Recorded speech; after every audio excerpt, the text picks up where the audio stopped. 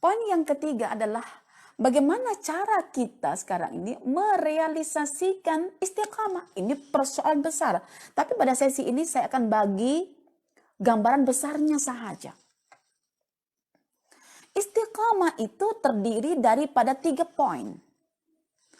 Al-aqwal, wal-af'al, wal-ahwal. Istiqamah itu terdiri daripada 3. Perkataan, perbuatan, dan keadaan. Suasana dalam hati.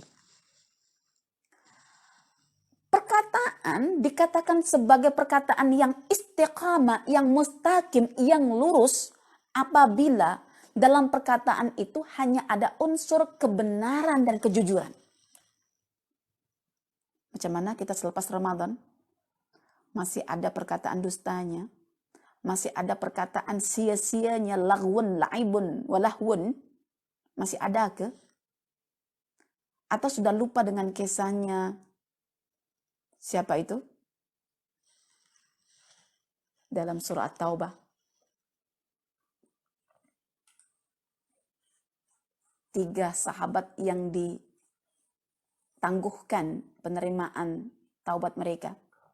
Ka'ab bin Malik. Jangan-jangan kita sudah lupa dengan kisah itu sehingga lepas Ramadan kita dusta lagi. Ketahuilah ketika Ramadan kita jaga perkataan kita, lepas Ramadan kita tak jaga lagi, itu namanya kita sudah bengkok, sudah tak mustaqim lagi. Yang kedua, perkataan perbuatan itu lain ya. Maka ada sunnah qauliyah, ada sunnah fi'liyah. Perbuatan itu melibatkan mata, tangan, kaki, dan anggota badan yang lain. Ya. Bagaimana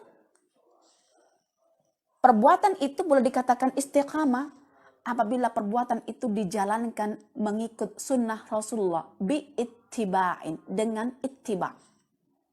So, tuan-tuan, lepas Ramadan ini sejauh mana interaksi kita dengan sunnah Nabi Sallallahu Alaihi Wasallam? Masih lagi ke mengada-adakan amalan-amalan baru yang tidak ada dalam garisan sunnah Nabi Sallallahu Alaihi Wasallam. Banyaknya amalan kita kalau tak bersandar daripada sunnah Nabi Sallallahu Alaihi Wasallam dikata bengkok, tidak mustaqim, tidak istiqamah kita. Walaupun ribuan kali kita buat. Oke. Dan yang ketiga, ehwal kita, suasana jiwa kita dikatakan istiqamah apabila ia terbalut oleh keikhlasan. So, adakah kita menyampaikan kebenaran itu misalnya karena manusia? Saya teringat perkataan seorang arif, ya Allah, aku berlindung diri kepadamu ya Allah, daripada menyampaikan kebenaran karena manusia. Benar telah disampaikan, tapi tujuannya karena manusia, maka kita berlindung diri daripada manusia itu pada Allah Subhanahu wa Ta'ala. Keikhlasan. Bagaimana kita nak ikhlas kalau kita tak pernah ma'rifatullah? Orang yang tidak ma'rifatullah, dia tak cukup Allah kan.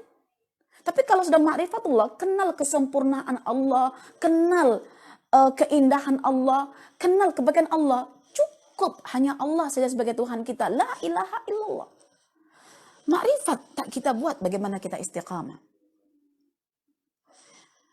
Belajar sunnah Nabi tidak kita buat, bagaimana kita ittiba' sunnah. Perkataan kita tak menjaga dengan kejujuran dan kebenaran. Bagaimana kita boleh istiqamah dalam perkataan kita? Apa standar kebenaran itu? Kita perlu adanya kerangka ilmu. Jadi berat tuan-tuan nak jadi seorang yang mustaqim itu. Ya. Karena itu tuan-tuan, jangan kita mempersepsikan istiqamah itu sesuatu yang ringan, tetapi dia sangat berat karena terkait dengan pendakian yang dilakukan secara berterusan ketika diri ditimpa berbagai keletihan, kepayahan, kepenatan, dan ketidakselesaan. Oke, baik, tuan-tuan. Dan untuk merealisasikan istiqamah, ya, maksudnya supaya kita boleh ittiba sunnah, supaya kita boleh ikhlas lillahi ta'ala, supaya kita boleh jujur dalam perkataan kita, ini syaratnya. Inilah kata kunci yang akan kita bincangkan pada siri yang kedua. Ya. Ibnu Rajab Al-Hambali dalam kitabnya ya, Jami'ul Ulum wal Hikam. Buku ini layak untuk dimiliki, sebab itu saya paling suka dalam buku ini karena dihimpun kata-kata Nabi yang ringkas, padat, syarat makna. Jami'ul Ulum wal Hikam. Ya, kalau edisi Arabnya 3 jilid ya, tapi kalau diterjemahkan sudah jadi 1 jilid sahaja. Ini puncanya orang boleh istiqamah. Jadi ketika orang mengatakan Rabbunallah, apa kata siapa? Kata Ibn Rajab Al-Hambali. Tidak akan seseorang itu istiqamah melainkan jika telah lurus kalbunya. Dan tidak akan lurus kalbu seseorang itu ya, melainkan ketika kalbunya itu adalah kalbu yang bertauhidullah. Masya Allah. Dan ketika kalbu itu sudah lurus, sudah bertauhid, maka kalbu itu akan mempengaruhi al-jawarih, yaitu anggota badan untuk mentaati perintah Allah, untuk meninggalkan larangan Allah. Ya. Jadi intinya adalah bahwa untuk istiqamah kita mesti menghadirkan asbabnya, sebabul asbab, sebab di antara sebab yang lain, yaitu iman. Ini iman. Dan iman ini, ya, iman ini dalam Al-Quran surah yang ke-49, ya, ayat yang ke-14, tempatnya adalah dekat kalbu.